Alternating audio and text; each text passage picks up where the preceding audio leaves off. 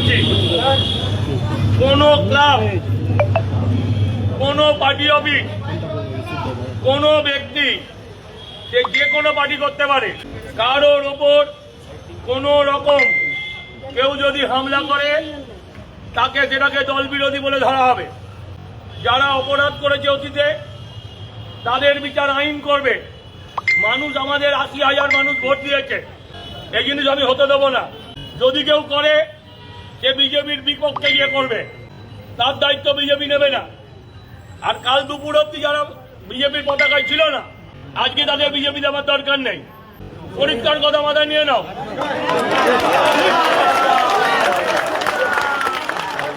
এইসব বিজেপি আমার চাই না।